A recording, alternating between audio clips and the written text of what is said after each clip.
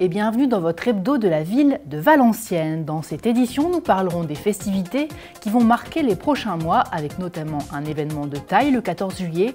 Bob Sinclair sera en concert gratuit à Valenciennes. Des jeux vidéo pour apprendre à monter un projet. Voilà l'expérience qu'ont mené plusieurs jeunes valenciennois au cours d'une session de 2 jours organisée à la maison de quartier du centre-ville. Et puis pour terminer ce journal, 2 reportages des animations qui ont marqué les derniers week-ends, Fleurs en fête et la jungle en ville.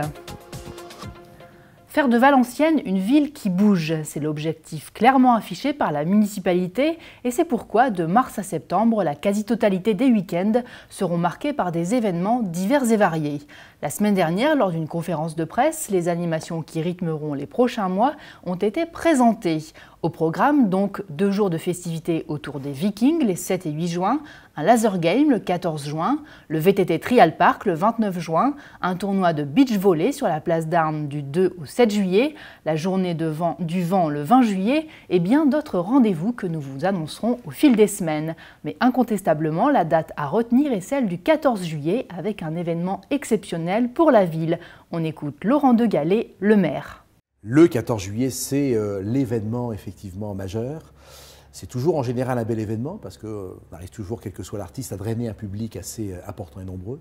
Mais cette année, je crois qu'on va drainer un public très important et très nombreux puisque c'est Bob Sinclair qui a accepté de faire sa seule date unique et gratuite de sa tournée mondiale ici à Valenciennes. Donc c'est un très bel événement qui va là aussi rassembler les fans valenciennois, mais bien au-delà. Je crois que ça va venir d'un peu partout en France et aussi, je pense, de la Belgique. La place d'Armes sera très certainement trop petite et donc nous allons déplacer le concert sur la place Poterne de manière à accueillir le plus grand nombre de spectateurs et de fans possible. À 20h30, la soirée commencera avec un warm-up animé par 2 DJ de renom et c'est à 21h30 que Bob Sinclair entrera en scène pour 2 heures de show minimum. À noter que Valenciennes sera la seule date gratuite de la tournée mondiale de Bob Sinclair. Et pour ceux qui ne connaissent pas Bob Sinclair, sachez qu'il est l'un des DJ français les plus connus au monde, juste après David Guetta. La ville espère attirer un minimum de 25 000 personnes pour ce rendez-vous hors norme. Et question finance, le concert ne coûtera que 30 000 € de plus que le feu d'artifice, qui, je le rappelle, n'aura pas lieu cette année. Restera à assurer la sécurité dans la ville et sur la place Poterne, mais pour cela, l'organisation sera méticuleuse et les équipes de sécurité renforcées. L'organisation d'un concert, justement, voilà un sujet sur lequel les jeunes de la session Backstage Game auraient pu plancher. La semaine dernière, l'association ID6 organisait une session d'apprentissage à la méthodologie de projet via des serious games, autrement dit des jeux sérieux qui, par le biais des jeux, donnent de véritables enseignements. Pendant 2 jours donc, de jeunes Valenciennois sélectionnés par le CLAP ont pu expérimenter la démarche de projet au travers d'un jeu vidéo ludique. Les explications de Pascal Chaumette, responsable de l'association lilloise ID6. Les 2 jours ont eu pour objectif de développer l'esprit d'entreprendre par la démarche de projet. Alors donc voilà une notion assez complexe à aborder et justement le jeu sérieux il permet de s'immerger dans une histoire, de vivre en fait un projet de A à Z et là en l'occurrence le jeu sérieux donc l'idée c'est de construire une salle de concert dans un quartier avec ses équipiers, avec ses copains et on passe par toute la méthode de projet étape par étape, la salle se construit mais on aborde également des notions de méthodologie de projet. Le budget, gérer son équipe, gérer la relation avec l'administration par exemple, l'ouverture de la salle. L'idée c'est de s'immerger dans une histoire, mais aussi d'apprendre, c'est-à-dire de sortir de l'histoire pour pouvoir prendre conscience qu'on a appris des choses dans le jeu. L'objectif ensuite est de se servir de la méthodologie de projet apprise grâce au jeu pour passer du virtuel au réel et concrétiser l'idée de départ. Lucas et Louis-Nicolas ont 15 ans et veulent créer un site internet. Voilà ce qu'ils ont pensé de cette session. Apprendre du jeu vidéo réellement, non, c'est la première fois. Et c'est un concept intéressant et on s'intéresse vite. On est habitué aux jeux vidéo, c'est simple à prendre en main et très pratique. D'autres formations comme celle-là seront organisées dans le courant de l'année et sachez que le jeu Backstage Game a été créé à Valenciennes par la société CCCP. L'autre initiative sérieusement intéressante pour la protection de l'environnement, c'est au faubourg de Cambrai qu'elle s'est déroulée. Mardi 29 avril, le centre social et de nombreux partenaires ont organisé une journée intitulée « Mon quartier, je l'aime propre ». Un rendez-vous qui rythme chaque semestre depuis 3 ans avec un objectif, donner l'envie aux habitants de reprendre soin de leur quartier rénové, mais aussi inciter tout un chacun à adopter des comportements durables. La journée a donc été rythmée par des ateliers, des animations ludiques, mais aussi un grand ramassage de déchets par les jeunes habitants du quartier. Plein de bonnes attentions. Quelques-uns d'entre eux nous ont expliqué pourquoi ils ont participé à cette opération ramassage.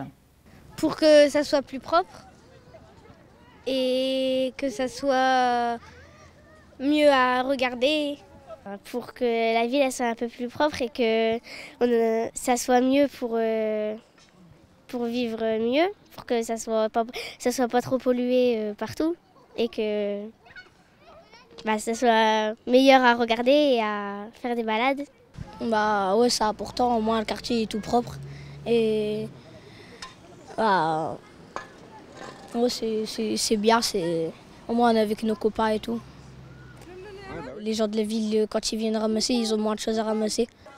Pour que la nature pousse mieux. La prochaine édition de Mon quartier je l'aime propre aura donc lieu à l'automne. La nature, justement, il en était question le dimanche 4 mai sur la place d'Armes avec la seconde édition de Fleurs en fête. Toute la journée, les visiteurs ont pu aller de stand en stand pour faire du troc aux plantes, participer à des ateliers de rempotage ou encore découvrir les différentes sortes de paillage qui existent. Parmi les animations, la réalisation de compositions florales par 2 chargés de décoration du service Espace Vert de la ville. Ludovic et Thomas avaient 10 minutes chrono pour réaliser un centre de table devant un public impressionné et avide de conseils. Et justement, voici quelques astuces pour faire de belles compositions florales. Alors toujours pour placer sa fleur, sa plante, toujours par 3, un nombre impair en fait dans le bouquet pour que là il travaille. Donc c'est une petite astuce et toujours essayer de rajouter de la structure, c'est qui va rendre un peu le bouquet plus moderne. Et il y a des astuces aussi, vous avez expliqué, pour plier les tiges par exemple? Alors ouais, comme on a expliqué tout à l'heure, pour la tige, il faut juste la chauffer comme l'arôme, le câlin. On va chauffer la tige qui va venir aider à courber la fleur pour travailler le moderne. Est-ce qu'on peut faire des belles compositions avec les fleurs qu'on trouve dans son jardin? Oui, effectivement, on peut réaliser des bouquets champêtres, donc avec des roses, du seringa, des ombellifères. Vraiment, c'est à la portée de tout particulier, en fait, qui souhaite créer un petit peu, qui a un petit peu de goût artistique. Leur sens artistique, Ludovic et Thomas l'aiguisent chaque jour, puisqu'en moyenne, chaque année, ils réalisent 600 compositions florales et bouquets et plus de 15 décors événementiels. Dimanche 4 mai, les centres de table qu'ils ont réalisés ont été offerts aux visiteurs par tirage au sort. En tout cas, cette journée a bénéficié d'une météo propice à la réussite et la place d'Armes n'a pas désempli de la journée.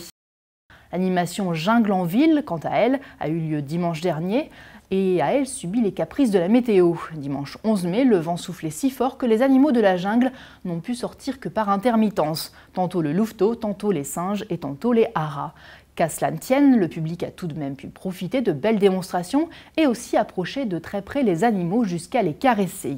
Car ces animaux sont dressés pour le cinéma et les shows, un travail de dressage qui demande beaucoup de patience. Frédéric Berman.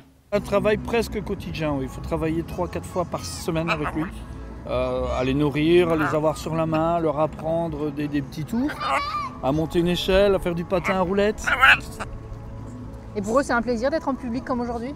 Oui, bah oui, puisqu'ils ont nourriture sur nourriture. Et puis on répète des petites choses comme ça. On va faire un petit dodo. On va faire un petit dodo. On va faire un petit dodo, ma chérie. On va faire un petit dodo. Voilà. On bouge plus. On bouge plus. On bouge plus. Voilà. Et tu me fais un bisou maintenant? Voilà. Vous entretenez des relations particulières avec ces animaux? Oui, quand même. Beaucoup d'amitié. Ils nous le redonnent et puis en spectacle, ils comprennent qu'ils ne sont pas dans leur milieu naturel, donc ils sont plus accessibles. Les Valenciennois ont donc pu caresser le louveteau et pour les plus intrépides, toucher les serpents. Au-delà de la démonstration, un jeu était proposé aux visiteurs. Le principe, plonger la main dans un bac où des blettes, des verres de farine ou de la gélatine étaient disposés. Extraire une clé pour tester s'il s'agissait de celle qui ouvrait le coffre à cadeaux, mais le cadeau était sous un boa. En tout cas, ceux qui ont bravé la météo pour vivre cette jungle en ville ont vécu de moments inattendus. Et puis voici quelques images d'un moment de recueillement et de mémoire. Jeudi 8 mai, des gerbes ont été déposées pour célébrer le 69e anniversaire de l'armistice. Les jeunes Valenciennois se sont joints à la cérémonie pour chanter la Marseillaise et accomplir leur devoir de mémoire. Et pour terminer ce journal, voici notre page idées de sortie. Ce samedi 17 mai, c'est la nuit européenne des musées. Bien sûr, le musée de Valenciennes y participe et cette année, ce sera placé sous le signe de la Scandinavie et des Vikings.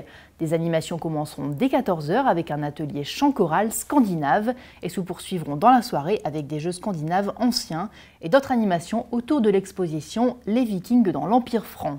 À 20 h, il y aura également un concert de Magali Léger et Rosa Lassis dans le cadre du festival Embaroquement immédiat qui se pose à Valenciennes jusqu'au 19 mai. Pour plus de renseignements ou pour vous inscrire, contactez le 03 27 22 57 20. Et puis pour ceux qui préfèrent les vide-greniers, dimanche 18 mai, la place du Hainaut se transformera en une trocante-brocante consacrée au monde des enfants. C'est la première édition de ce vide-grenier organisé par Enfance et Partage. Pour plus de renseignements et pour vous inscrire, contactez le 03 27 29 70 70. Voilà, c'est la fin de cette édition. Merci de l'avoir suivi. La semaine prochaine, vous retrouverez Audrey Ventura pour de nouvelles informations sur la ville de Valenciennes.